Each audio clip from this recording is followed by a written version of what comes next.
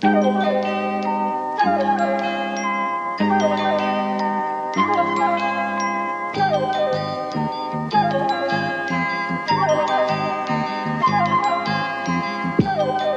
and welcome to the Freakonomics Podcast, the podcast where we talk about how the economy is freaky. We've got some counterfactuals and some counterintuitive conclusions to draw from those for me. Yeah, absolutely. We're so glad that you're big fans of the Freakonomics Podcast. And today, we're going to be debunking a few rumors in the media. If you're not Freakonomics people like us, you may think that Boeing is just systematically killing whistleblowers because another Boeing whistleblower just died after a short, mysterious illness. However, the thing is, right, you got to think about confounding factors, right? It turns out that, being a whistleblower is extremely bad for your health, but not for the obvious reason. It could be any number of things. Being a whistleblower, very, very stressful, you know? And stress, as we know, leads to heart conditions, things of this nature. Mental health. Yeah, mental health. Sometimes you just die, basically. If you were a whistleblower, for unrelated reasons to the company killing you, you're just you become a bit like a guinea pig in that you can walk wrong and fracture your entire skull. Yeah, well, also, the other thing a lot of people are thinking of is okay, there is a salience bias, right? Where because everyone's expecting Boeing to kill whistleblowers. Oh yeah, every time you hear about a Boeing whistleblower dying, you assume Boeing did it. Yeah, it's the news media make a bigger thing out of it, because they're looking for a story. And here at Freakonomics, we like to propose, what if, Freakonomics Podcast, the podcast where the economy is freaky, we like to propose, what if there are just so many problems at Boeing that their whistleblowers are dying at a natural rate, there are just a lot of them as a base level? What if that? Yeah, there are so many Boeing whistleblowers out there that the regular kind of actuarial tables are getting them into a news cycle basis. If you have that many whistleblowers, the rate of just sudden aneurysm or head just did that is going to be what it is for the normal population. It's like JFK witnesses, there's fucking hundreds of thousands of them. Of course, a bunch of them are going to die, No, I just think it's very funny that the implication of this is that there are a bunch of guys who look like Michael Douglas in Falling Down, but who are just collecting skulls, much like Michael Douglas in Falling Down. Oh, I mean, listen, Boeing, they fully just killed another guy, I guess. Irrespective of our belief about whether or not whistleblowing reduces you to one hit point. Because another guy just died of I don't know. I don't know what they got him with this time. I think it was some kind of infection or something, which excellent work, Agent 47, now make your way to an exit. But yeah, if this is a thing, right? If you start whistleblowing, you are Boeing to die. Hi, everybody. Welcome. It's just kidding. It's not the Freakonomics Podcast. The podcast by the economy is freaky. It's TF. It's TF, and it is. We have to do that for our listeners who don't have secure attachment styles, and they're oh no. Oh no, they changed? They're doing a different one now? No. It's TF. Well, we still believe the economy is freaky, just in different ways. I'm always willing to get freaky with the economy. It is Riley, it's November, it's Hussein, and to those of you thinking that Milo has whistleblown on Boeing and has died, he is back from his holiday. He'll be back. Yeah, we made absolutely certain to send him back from Australia on an Airbus, and as such, he has made it safely to his destination and will be returning to podcasting soon. I do like the idea that it's he flew the only Boeing 737 MAX that was willing to do a direct flight from Australia. Couldn't have anything on there. And we are also very happy to welcome back returning champion and car aficionado, Victoria Scott. Victoria, how's it going? Hey, thanks for having me. It's going pretty good. Yeah, we are going to be talking a little bit about, I think, an update on an episode we did a while ago. Is it about cars? Yes. Okay, it is thank about God. cars. An update on a little episode we did a little while ago about planes. No, where we looked at the data collection that cars could conceivably undertake about you, what those companies could do with it, and go back to, I think, a little bit of a discussion of what companies are doing with it, because there have been several exposés, whether from the New York Times, which, as we'll discuss, had its own problems, or even the Mozilla Foundation, which is looking at data privacy, about the car companies are doing everything that we said they would be doing last time we talked to Victoria. I hate when we're vindicated by history. Yeah, it sucks. And also, as luck would have it, Tesla just had their earnings call, so we'll be going through some of the highlights of the future of the car industry. Actually, if Milo does die, we are, I think, going to be able to get one of the Tesla Optimus robots to replace him. If Milo does die, like after the fact, like a Boeing 737 lands on his flat. Yeah, he is back now. He's fine. Yeah, Milo gets off the plane and goes, wow, that was a great Airbus flight. However, I have information that will lead to a decrease in the stock price of Boeing. Anyway, before we get to the discussion of Elon, cars, surveillance, and so on, I think it is definitely worth talking about the protests going on across American universities. Yeah, there's some news, and there's some news from Britain as well. The two terrible genders here. The way I want to talk about it is looking across the Atlantic and looking at British commentators and politicians also looking across the Atlantic and what are they seeing. Yeah, I mean, this is the thing. On this podcast, we try to avoid doing like a surfeit of American news because you can get that stuff already. And we don't want to be like, oh, America, the one country that there is. So we want to talk about it when it's important. And this is one of those times because... Wait, what? Not only is like this stuff important, but also like everyone in our country is now being like, oh, we should... Do you see the Americans doing the like rising tide of fascism? We should get on that. We should hitch that to our rising tide of fascism.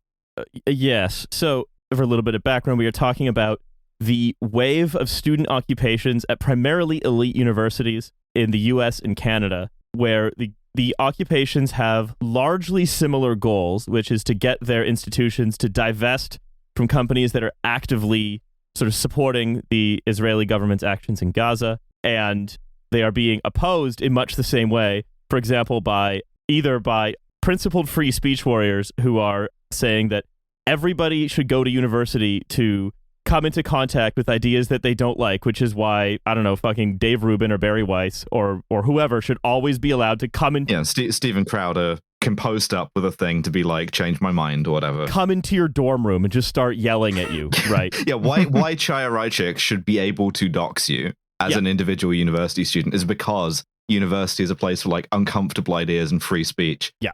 Until like a few days ago. Yeah, opposed by them in the realm of sort of rhetoric, television, and so on, and then opposed by a combination of the state security forces and people who have been what you could call, I don't know, stochastically deputized. Yeah, I have some thoughts about those guys specifically, but we'll get to that. And if you wanted to draw a connection between what's going on over there, which is, again, like acts of violence meted out by the state, and acts of violence meted out by people who have been deputized by politicians in the media, basically. The mass protest movements that are going on here, in addition to protests against Gaza, are people who are trying to stop their friends, neighbors, family members get kidnapped by the state and taken to Rwanda. And again, it is the same people who look over to the United States and cheer on the, brave police officers or frat boys or whatever. Yeah, well, there was a sort of borderline pornographic, in some ways more pornographic than some pornography, Mail article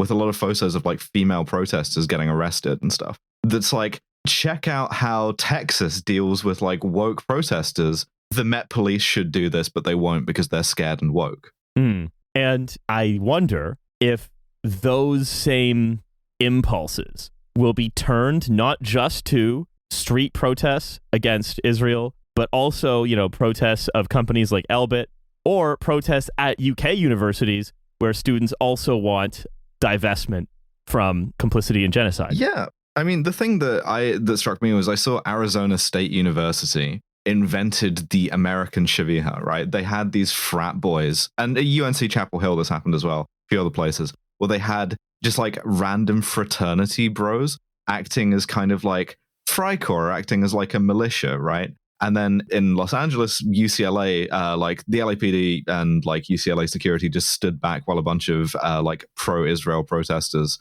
stormed and beat the shit out of the like whole encampment and whole protest. And this kind of, obviously this is another terrifying notch towards A24's Alex Garland's Civil War, right?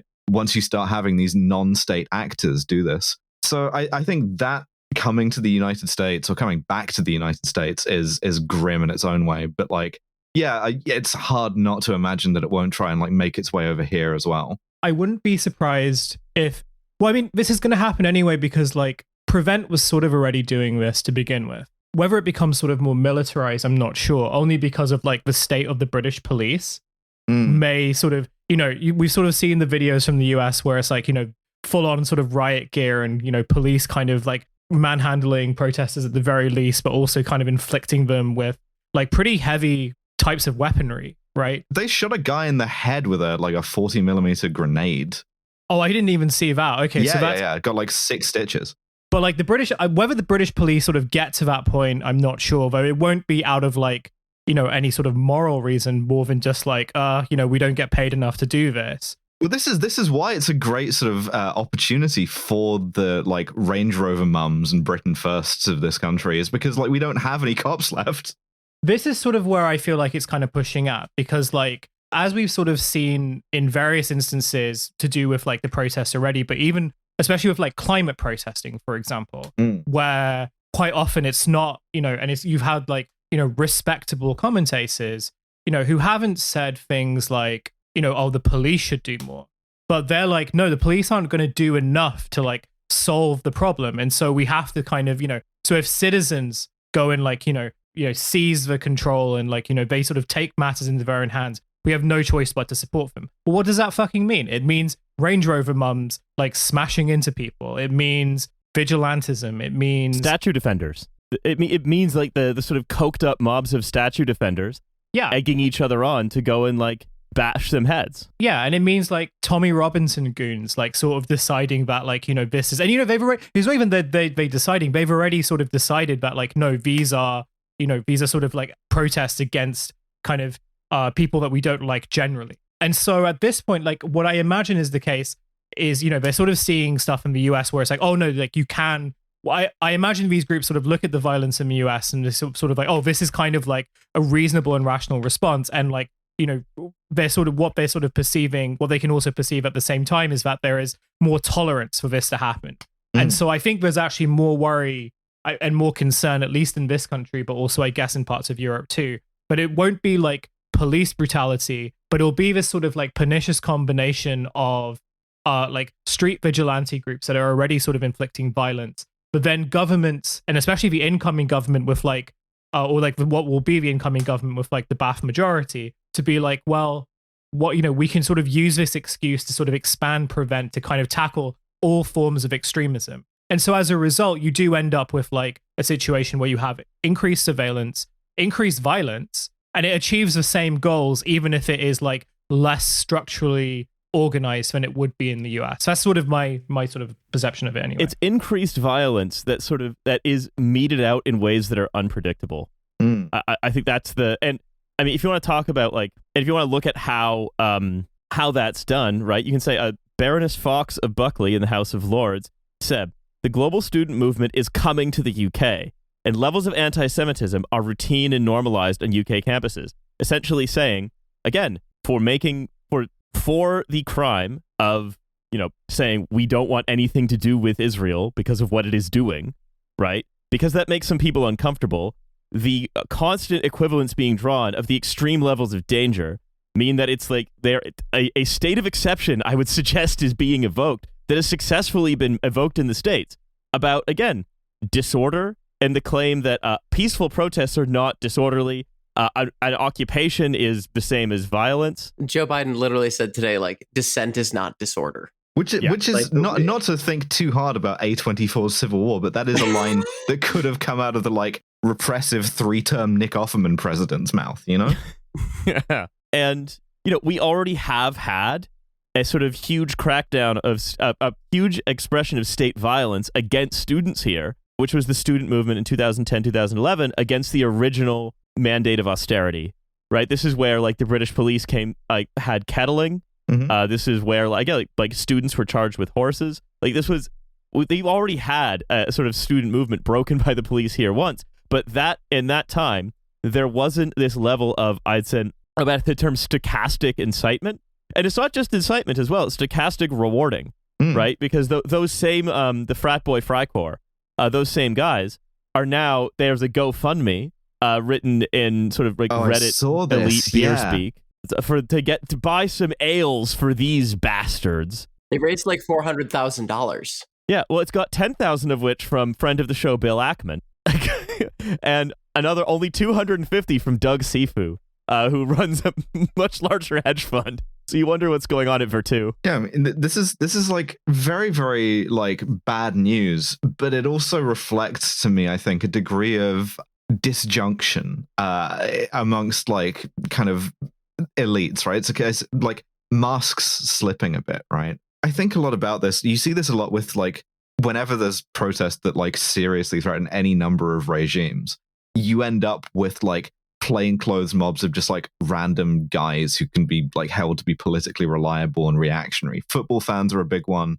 Frat boys in this case, I guess. The one that I always think of is during the Egyptian revolution, when they were kind of running out of riot cops for a while, they just like sent in random guys with sticks on camelback into Tahrir Square. And for some reason, I'm just reminded of that again right now. It's like, Not to make everything about vehicles, but the whole Range Rover. I was trying to find who it was. There was some congressman, and it was a Cotton-esque type. I don't remember who exactly, but one of the more extreme Republican congressmen was literally saying, posted clips of one of the protests that we'd had here where they had blocked a freeway, and was like, all right, time for you to take matters into your own hands. Like, that was literally the tweet he made about it. It was just... all these people fully want to, like, people to drive into protesters. Yeah. And that's when we have the NYPD with siege towers. Like, we have a very heavily militarized police. I'm always positive things could get worse. It's America.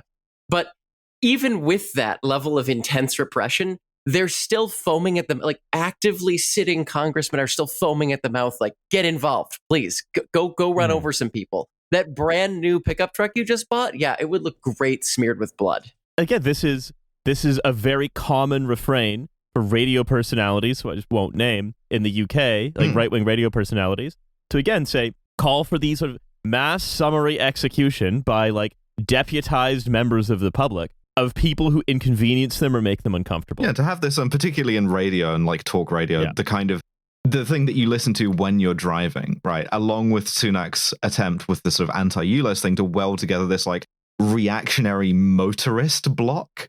It really does seem like one of the kind of key ways of getting you to become more right-wing is driving, right? And also we are against anything that would offer you any alternative but driving. I'm just built different, baby. Yeah. It's like, what are these things actually disrupting, right? It's disrupting things like marches in London disrupt people's routes to work. Sit-ins in Colombia disrupt like commencement. The things that they are disrupting are, you need to choose to sort of find them and zero in on them. They are relatively minor levels of disruption that are provoking the government into like sort of quite extreme, like all levels of government, even like municipal, state, and federal in the States, that would also sort of provoke have in the past provoked similar reactions here. And I think are likely to in future, especially, and I go back to what I alluded to at the beginning, that there is a new brand of disruptive protest in the UK that's aimed at stopping sort of mass deportation. It's not new. There is, let's just say it's not new. We've seen it before, but it is going to become more common now. Well, it's going to become more common and more urgent as you try and do more mass deportations. That's what I mean. Yeah, there are more mass deportations, so there'll be more stopping. It's the Freakonomics podcast again. Yeah, we did a sort of a confounding factor, and now everywhere is Kenmure Street. Yeah, so there are now going to be more people. And again, I don't see what is stopping that same tendency that you can see being deployed at universities across the US and Canada right now, from being deployed, not just here against protesters in solidarity with Gaza, but also at people who are stopping Home Office vans. It's like, hey, you all wanted the country to be cleaned of capital T, them.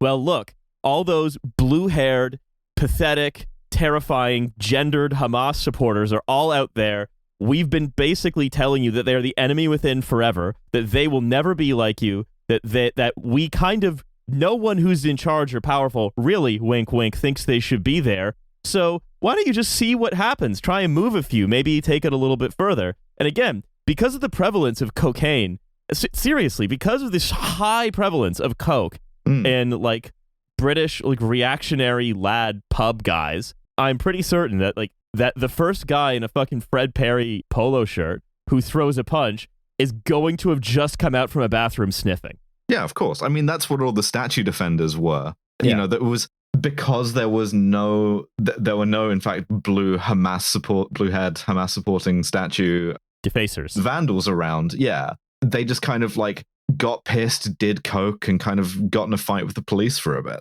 They did it again on St. George's Day. Fantastic. They love doing it. You mentioned earlier in November, like dysfunction, right? I think just flitting back and forth between America and the UK. In both cases, it's like pushing on like a kind of very extreme, very self-harming policy prescription that a very small number of the elites have decided is the like last redoubt. They can only do this, right? Yeah. You go back like a couple of years and dump the Rwanda plan on people, and they would have correctly identified it as Nazi shit. And the same conservative MPs who like are now doing it would have been like, oh, well, we need to do like sensible conservatism. That's like Farage shit, you know? But the elite dysfunction, that you can go even one step further. You could look at institutionally, right? Going back to the university nature of the U.S. protest, in the 1990s, when sort of there was going to be a globalized economy that was going to require basically managers and no one to do much, everything in the US and the UK became a university. You know, every technical college became a university. There were universities everywhere. Everyone had a degree all of a sudden. And this thing that seemed like it was going to be really, really important for elite reproduction of some way turned out, I think, to be much more important as some combination of real estate investment fund, hedge fund, sports franchise in some cases. Yeah, well, we had social club. We had the perfect bourgeois university in a few cases, because in more than a few universities, what they did was they just closed the campus so that there were no students, no faculty, and the only people around were administrators and cops. In which case, the whole thing works frictionlessly. Like it makes its investments. You know, it maybe has like a kind of frat house next to it, and then no one is troubled by having to do anything like, you know, award degrees. It's almost as though they are a new type of thing that emerged from a larval stage, where for a while it's an organization for training priests that, due to the requirements of like the global market, has slowly turned into a hedge fund with a sports team, basically. The idea that the hedge fund with the sports team must be defended it shows how little room there is left for any kind of dissent. I mean, you know, I think you wouldn't be wrong to remember like the protests of the 1960s as well, before the modern university became what it is, against the Vietnam War, sort of huge student movement, big government crackdowns again, also by like deputized conservative students and student organizations as well. Well, and I mean, as a Kent State alum, it was pretty hard to escape like imagery and memorials for the students that were killed in May of 1970. And the thing that always shocked me learning about that was that it polled well. Oh, yeah. The National Guard shooting, which for the record, half the students they killed were not actually even involved. They were standing in the distance, just kind of like, wow, that's crazy over there. And then they were dead like 30 seconds later, which I always found just kind of like interesting that action polled at like 75% 2 days later of people supporting the National Guard. Nobody ever got in any trouble for it. It actually was kind of, you know, I think that killed a lot of the protest movement because all of a sudden people were dying. And it's something that, like, as I've been seeing imagery of, you know, snipers on rooftops trained at American students, it's genuinely kind of concerning because it was very much drilled. Like the same thing with Columbia, right? Like they talk about how the Vietnam War protests, they called in the NYPD and it was a huge mistake and it damaged the university's reputation for decades and they were in the wrong. And then they're doing it again on like the 54th anniversary of this, right? Like there's zero ability to even recognize the exact same things happening. It's not even like history repeating itself. It's just the exact same thing that they have been talking to their students about the entire time they've been at school. And they're like, wow, completely oblivious to it. Well, look at it from the point of view of empire as well, right? I'm already depressed enough. But from the point of view of American empire, you're combating significant internal dissent against like an imperial outing that you think is worthwhile for your own ends. In this case, and here's the thing, it's a much less defensible one on that basis. Like, not to be like, oh, you should like take Empire's side, right? But like to take their worldview for a minute. The Vietnam War criminal though it was, you can still make the kind of like bloodlust Kissinger case of like, what we're doing here is we're containing communism, and if the blood comes up to my like ankles doing it, fine. With this, it's like, even by that kind of own imperial logic, it's so much more self-sabotaging to keep writing Israel a blank check, because the only thing you're doing with it is like harming yourself even more obviously. Part of me wonders if this is a long-running Biden plot. Comrade Biden. To murder realpolitik as revenge on Kissinger because he personally hated him. I mean... And that's why I think the opposition seems sort of so kind of cludged together and ham-handed, right? Why it's being made on the grounds of like students' feelings, right? Well, the thing is, right, the university is a place where you should have to experience like difficult ideas and like the cut and thrust of rigorous debate, as long as you aren't a Zionist. And in that case, you have to be absolutely protected in all of your feelings. Yeah. Yes, exactly. It feels utterly an utterly incoherent set of sort of thrashes from a political tendency, whatever it is, that doesn't seem to have much of a plan left other than just continue doing what it is currently doing. I genuinely, every time something like this happens, anytime there's a movement, particularly in the US, less so in the UK because it's more dismal, but like whether it's like now or like the summer of 2020, it feels like everything is like half a step from outright collapse. And you wonder, what does it take for this thing to like keep maintaining itself? At what point is just inertia just going to take over it, you know? Well, not universities, clearly. Yeah, apparently not. As somebody who lives here, I also have had many sleepless nights wondering those exact same things.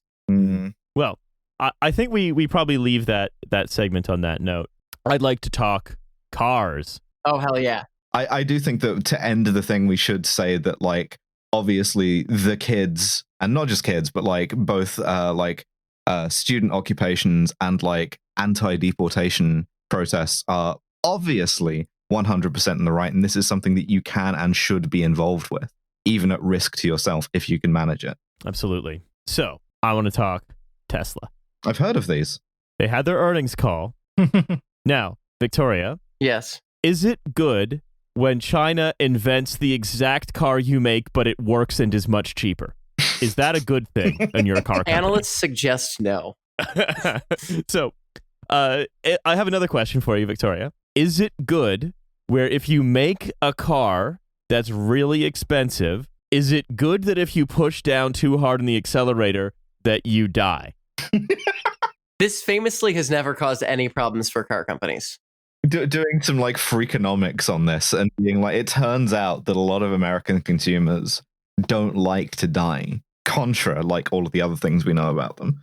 Yeah, so this is, of course, referring to Tesla's the Tesla Cybertruck, that having to be recalled en masse because if you push too hard down on the accelerator, it slips off and then wedges in a crack in the paneling. How do you not test for this? How do you not know that this might happen ahead of time? Look, posts got really long.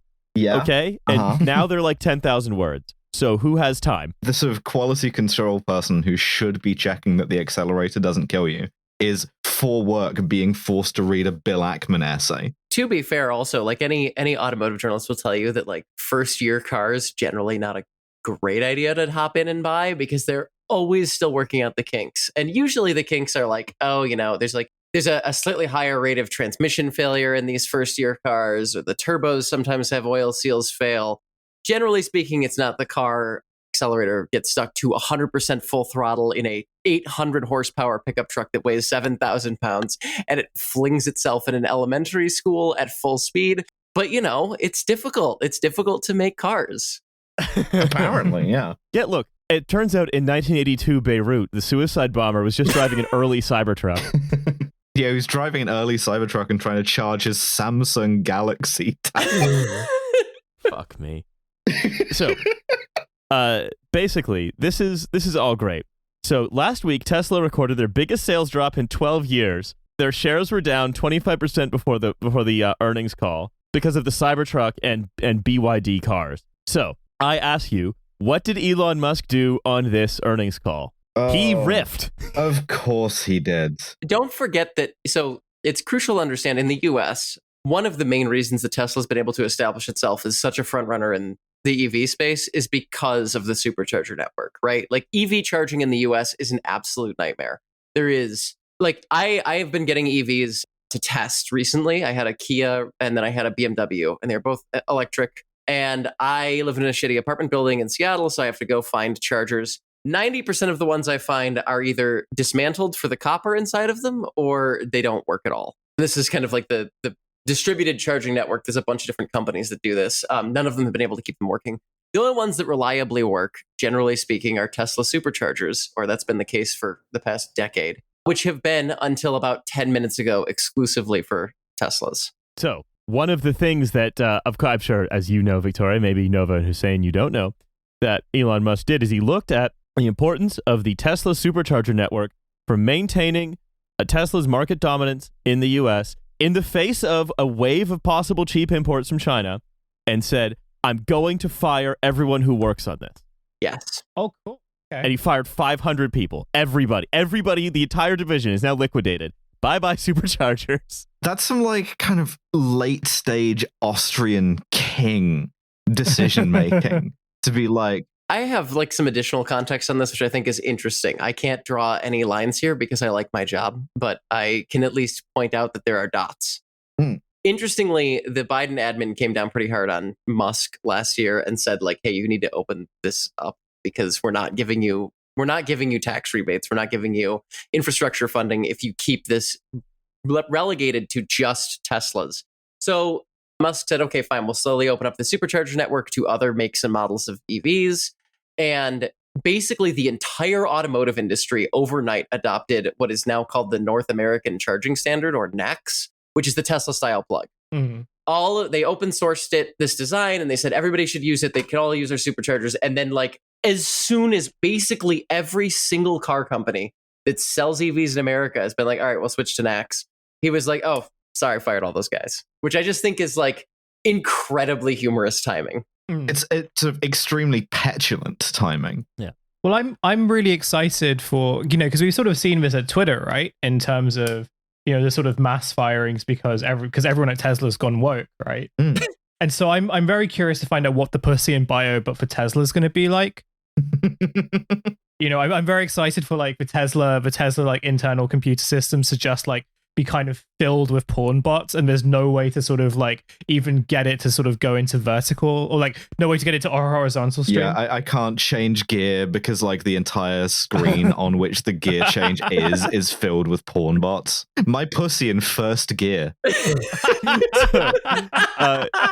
He then fired the entire in neutral, to be honest. He then fired the entire public policy team, which is also an interesting choice to make. He doesn't like running Tesla for a guy who has made it his entire deal. Like, I genuinely think buying Twitter has made him one of the most miserable people on earth, and I'm really glad about that. I always remember, right, is that I believe it was a Tesla report from around the time after he purchased it, where one of the risks was that Elon, because you have to state risks in any sort of forward-looking financial statement. Oh yeah, one of our risks is that Elon is obsessed with running Twitter. Yeah. And he won't leave. But he also then fired the entire public policy team before announcing that robo-taxis are finally coming. They've been coming for a while, but they're finally actually coming in 6 months or something. Hasn't he announced this like 5 times? Yeah, but then when he announced this, the stock price of Tesla went back up 12.5%. Old reliable. I mean... I think the first 4 times he like missed a deadline on full self-driving or on robo-taxis or whatever would have given me as a sort of canny investor the hint that maybe he wasn't serious this time. But you never know, He says, it's like some combination of Airbnb and Uber. That's right, 2017 tech writing, where stuff is the Airbnb of this or the Uber of that or the Tinder of XYZ is back. Fully almost just called him a slur. Airbnb and Uber meaning that there will be some number of cars that Tesla owns itself and operates in the fleet, and then there'll be a bunch of cars that are owned by the end user, saying that the fleet would grow to include several tens of millions of vehicles by the end of the decade. Also, it's like basically, so a friend of ours, Tom Walker, has been doing a stream recently where he plays Grand Theft. If you don't know, you should check him out. Tom Walker. It's really funny. Yeah. Yeah, he plays Grand Theft Auto 5, but with the vehicle speed turned up 5,000%. Grand Theft Auto 4 fake fan. 4. Excuse me. Grand Theft Auto 4, but with the vehicle speed turned up to 5,000%. I am suggesting that possibly Elon Musk has seen Tom Walker's stream and it's just said, hey, we can make this a reality.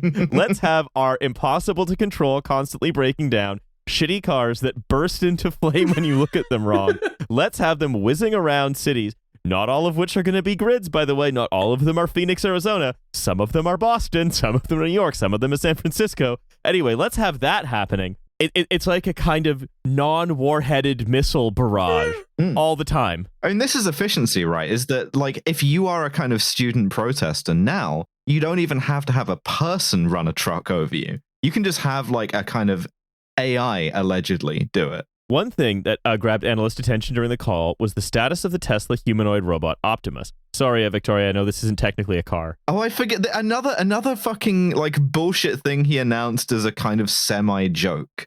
We are able to do simple factory tasks in the lab. I do think we will have Optimus in limited production in the factory itself, doing useful tasks before the end of the year, and we may be able to sell externally by the end of the next year. This is just a guess. I'm astonished that the price that the price moved on this, but what do I know? Yeah, I mean, like, does he have access to some kind of, like, secret horse whisperer voice for markets? Like, I don't understand why people take anything that he says seriously. It's all the ketamine. As I've said before, I think Optimus will be more valuable than everything else combined, because if you have a sentient humanoid robot... He says this about every fucking thing. Every single bullshit idea he has. He says this, and he hands the market a sugar lump, and he, like, whispers something in its ear. And all of these people who are supposed to be the smart money go, yeah, fuck it, okay. I guess we're doing this now. Sentient robots. All you need to do is combine Optimus with a Tesla, and then you've got Knight Rider. And then Knight Rider can go around being deputized. Motherfucker, you said we were going to go to Mars. Like, and then we were going to have full self-driving. And then the Neuralink was going to let us, like, I don't know, like, post from our brains. Like, oh my God. And also, I like that he says a sentient robot. Yeah, it's sentient now. Don't ask how. We've solved the hard problem of consciousness. It turns out it was just Elon Musk calling it sentient. That is able to navigate reality and do tasks at request. There is no meaningful limit to the size of the economy. Isn't this the robot that was just a guy in a suit last time we saw Interest rates are too high to talk on your earnings call like this. Just to, like, check back in, I just want to, like, do you remember the Tesla Semi?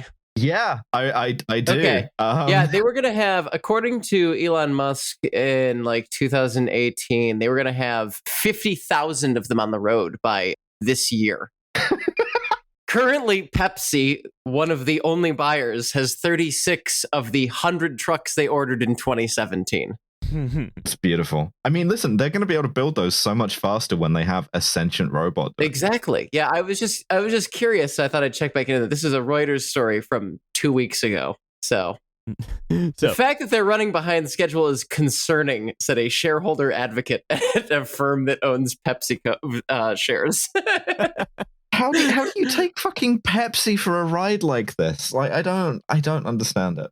He also threw out several other half-baked and entirely impossible ideas, my favorite of which, and again, like, it is very fun when Elon just riffs on an earnings call and then, like, the various, like, C-level executives below him have to pretend that they knew what he was talking about and it's a good and reasonable idea. And this one, he was like, all right, Amazon Web Services, they have a lot of compute clustered in different areas that's then connected to the internet. True. Teslas, that's a lot of compute as well, clustered variously around the country. Oh, Christ. Okay, yeah, so not only is the fucking gear change full of porn bots, but it's also doing, like, the SETI at home program as well. Playing Cookie Clicker on my fucking Model S. It's also running some other dickhead's website. Yeah, it's hey, someone's watching Challengers on my Tesla.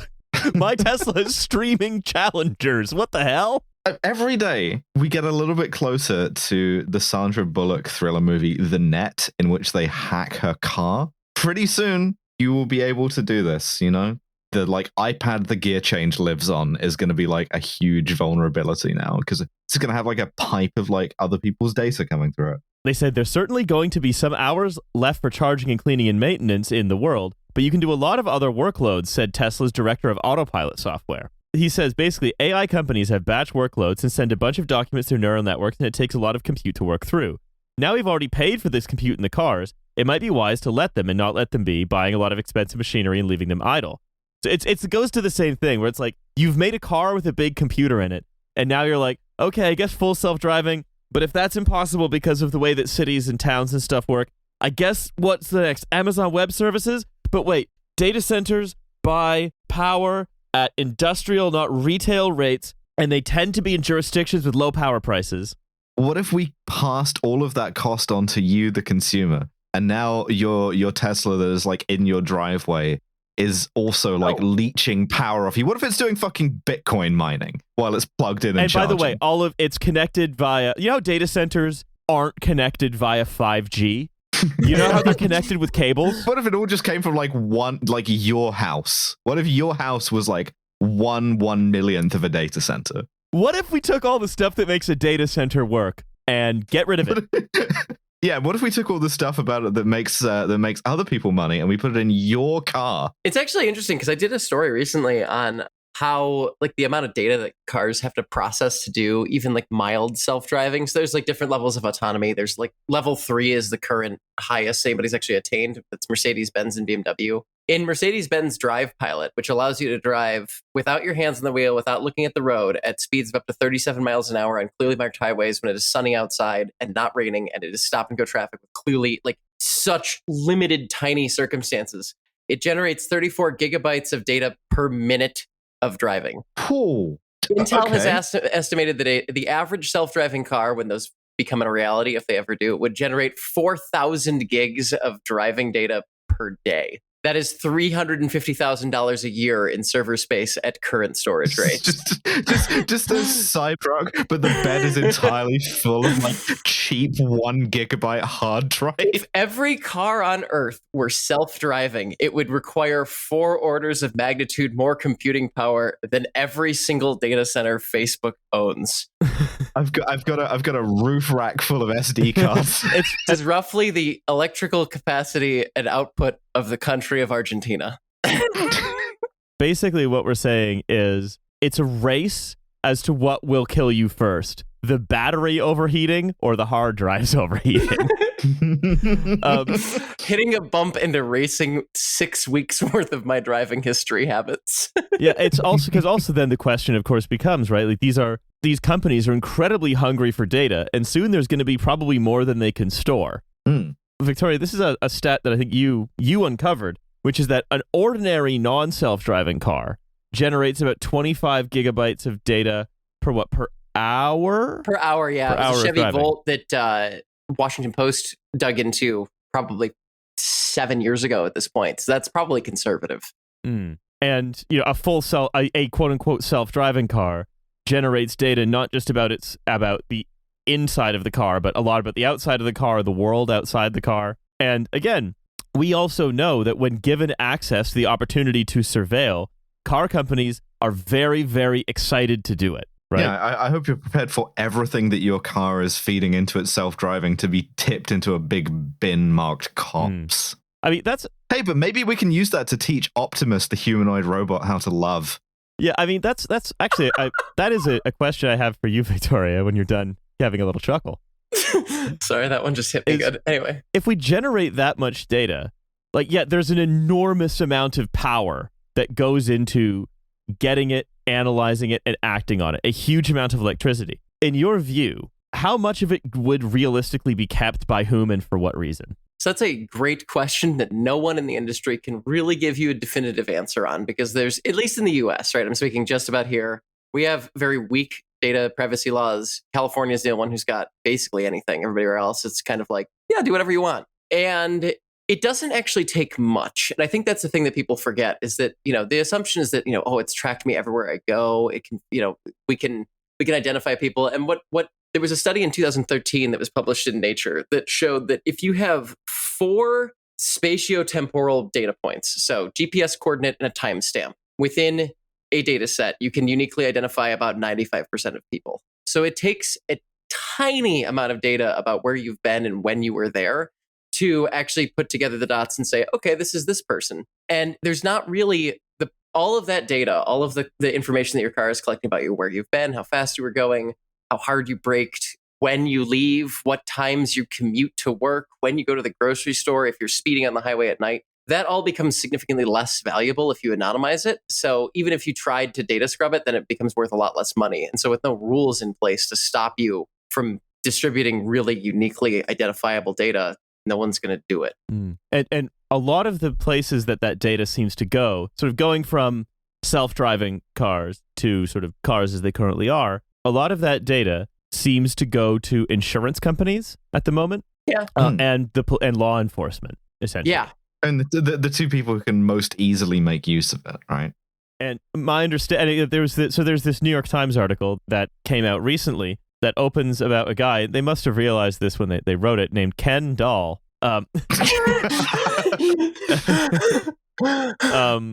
Ken Dahl, who again is surprised when his car insurance just got very expensive because surprised also when he realizes he has no genitals externally visible whatsoever. Now he has to get a job that isn't beach.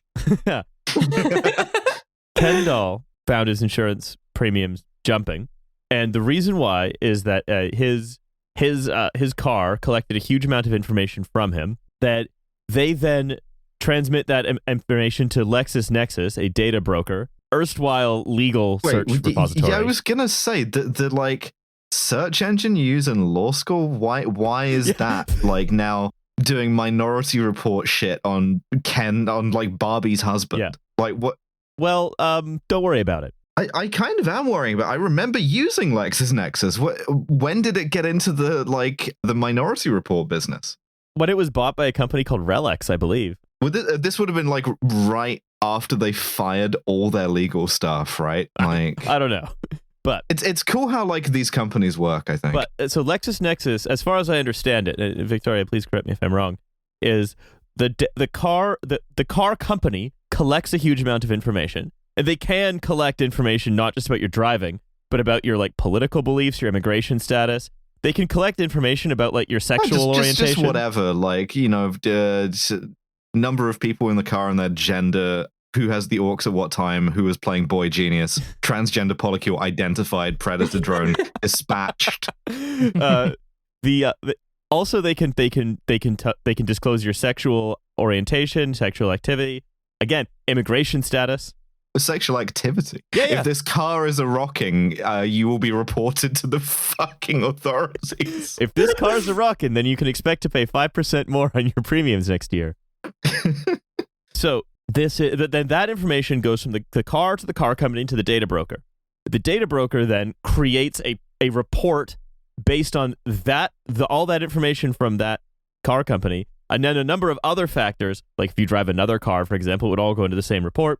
And then in your agreement with your insurance company, when you apply for insurance, they're allowed to pull any third-party report that they want on you to make a risk-based decision.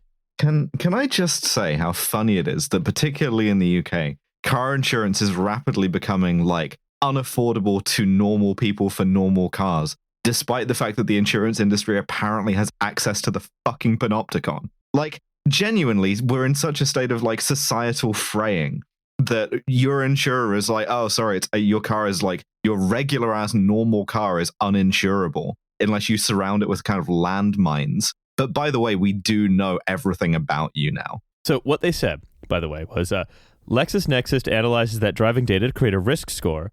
And this is a quote from the New York Times. For insurers to use as one factor of many to create personalized insurance coverage. I love that. This is LexisNexis spokesman Dean Carney said this from the top of a Ferris wheel. He said this while smoking a cigarette he picked up from the ground. And so that appears to be the structure, right? You get a personalized risk score. Is that about the size of it, Victoria? Yeah, I mean, I think that basically, I did a story about this a while ago where I reached out to a bunch of car companies, and most of them didn't even really know what they were collecting. Some of them are partnered with companies that do traffic analysis. And so that's kind of like a less evil use of this to be like, oh, if we added another lane here, we could reduce traffic at 5 p.m. in Houston, Texas or whatever. But a lot of it is, here we've got a giant vat of data about where all of our customers have driven and how they've used their cars. And if a police office calls us up and it's like, hey, we think this car was used in a crime, they'll be like, oh, sure. Yeah, here you go. There are a few, Kia specifically was like, we won't share any location data unless we're shown a warrant. Others were a lot more mealy-mouthed about it. But that's pretty much the size of it. It's like this data can be used for basically anything. And it can go from your insurance rates go up. This started as all voluntary collection stuff. There were a lot of car insurance companies in the US that started selling these little OBD2 port things you'd put in, and it would give you a discount on your car insurance if it determined you were safe. And of course, with that invasion of privacy, they were like, well, we could just do this further and just like kind of sneak it in with a bunch of other stuff that you hit accept on so you can drive the car. Yeah, it's like, let's get rid of the discount element of that and just make it mandatory. Yes. What if we flipped it? Yeah. And you say, right, it started as voluntary. Now it's either you get it through terms and conditions that you don't understand when you click accept, because as you say, if you don't accept them, you can't drive the car. Or it's through, again, and this is so insulting, like gamified apps that are just like, oh, hey, you're a seatbelt superhero or whatever. You get a little badge on your phone. And in exchange, the insurance company knows like if you get like roadhead, basically. Yeah, well, and I mean, they know if you start putting this together with other information, it's like, oh, this person looked up like abortion legality in their state and then drove to, a bordering state where it was legal and their car told us about it. And we could subpoena that in a court case. And then all of a sudden, here, your car's just snitched on you and now you're going to prison forever because you got an abortion. If you lived in like a repressive state, like, I don't know, Idaho or something. Although it's not just in the States as well. Europe has quite strong data protection, but it's very, very weakly enforced. And so a lot of these cars are also just collecting all that information also in Europe. That's my fault because I keep hitting accept when they ask me about the cookies. Sorry. And like, for example, we talked about this one company, Blue Sky, a few episodes ago. That's like, is a thing that can look at you and diagnose a mental health condition, apparently. But also it has Blue Sky Automotive, where they are creating CCTV. I get in my car, turn the keys, and it's like, you are bipolar. Yeah, kind of. But it would also, conceivably, under these same kinds of regimes, tell your insurance company, oh yeah, November turned on the car while bipolar. She's no longer a good risk. We can no longer write her. Brick the machine. Brick the car.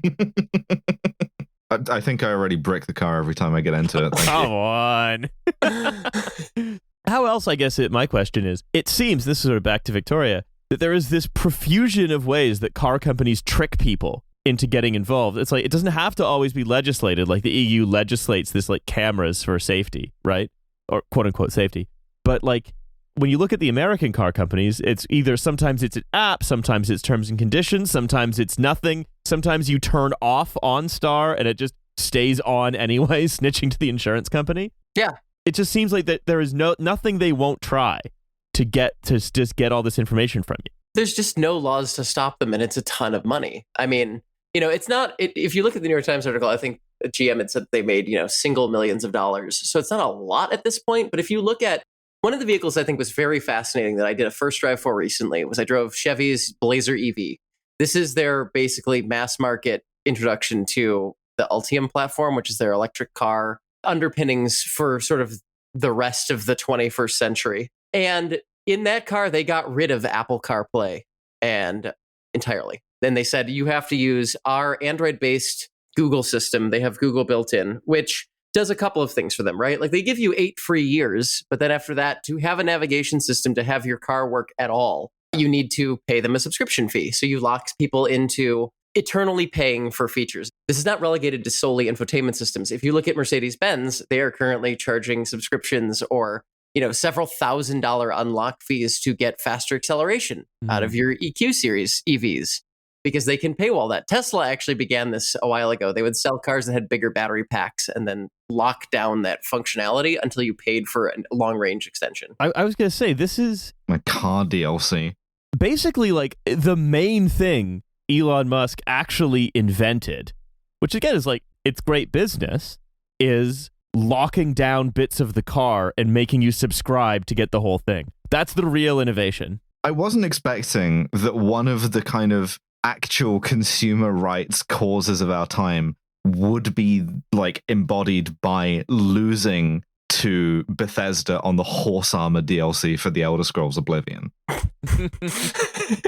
Yeah, but I mean, so, but the Blaze review was interesting because also what that does is, now Google is locked into your car. Now Google gets access to a shocking amount of your driving data as well. So it's not just GM that has it, it's Google that's got it. They can tie that into your greater Google profile. And then, Maps, which is already tracking over where you go. Now it's like, oh, they parked their car here. They drove to a Planned Parenthood a week after they went to a strip club. I don't know. You start to put together incredibly detailed profiles on people. And this seems to be the way that people are moving just because it is lucrative. I mean, I don't even think it's a nanny state Big Brother thing at its core. I think it's just money. Like there's not that many more places especially with EVs, right? Because the whole main pitch of EVs to consumers was you have fewer moving parts and you will need to be at the shop less often. You never get oil changes. You use your brakes a lot less. The only thing you really need to get a bunch of still is tires. And so you look at how car dealerships work in America, and they are primarily maintenance. That's where they make the majority of their money usually, rather than sales. And so they created a whole class of American landed gentry off of this. We've talked about this with Patrick Wyman.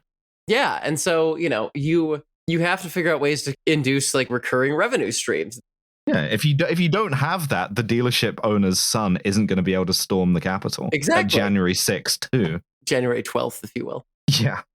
But like that, I think that if you look at it from that perspective, it's just like it's just a byproduct of locking down more of the experience so that you can control more of the car longer down the road and continue to profit off of it. It's just subscription model automobiles. So there's BMW did a thing where they locked down heated seats. You had to pay a subscription fee for it. And I thought that like people were going to storm their headquarters. They're furious.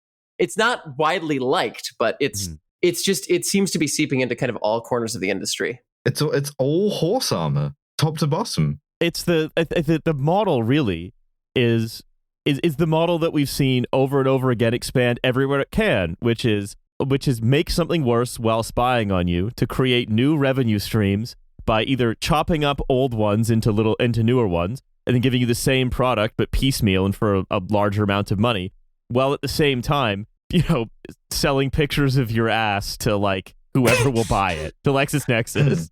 Anyway, I think that's probably all the time we have for today. But Victoria, I want to thank you for once again coming on the show. Of course, it's my pleasure. I hope that it was useful to hear about this Always. Industry. Absolutely. Plug the book. Yes. Oh, book, yeah.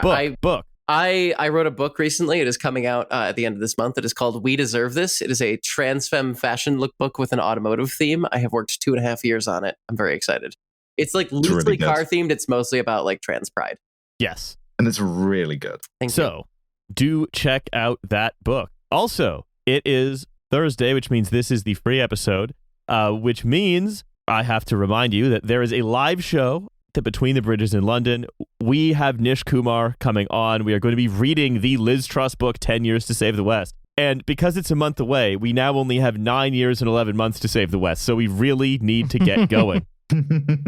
As well, there is, of course, Left Unread. There's Britanology. There's a $10 tier of both of those.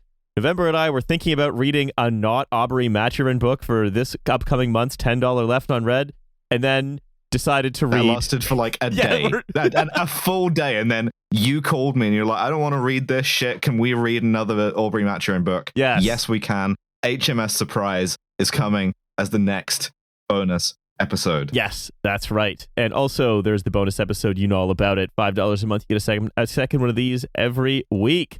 However, I am told that some of you think that the bonus episode this week is going to be the 2023 direct-to-Netflix Kevin Hart vehicle Lyft. And I'm going to tell you... people not fucking listen? Yeah. We told you a number of times that we were never going to talk about the Kevin Hart direct-to-Netflix vehicle Lyft. So, you know what? If our word isn't good enough for you. Yeah. So, just fucking stop it, all right? It's not happening. I want to be very clear about this, all right? You are in trouble, right? Yeah, and you should trust us because there's no one more trustworthy than a podcaster. Absolutely. Especially not this week. Would we lift your trust like that? We would not. Okay. All right. Thank you very much again to Victoria. Bye, everybody. Bye.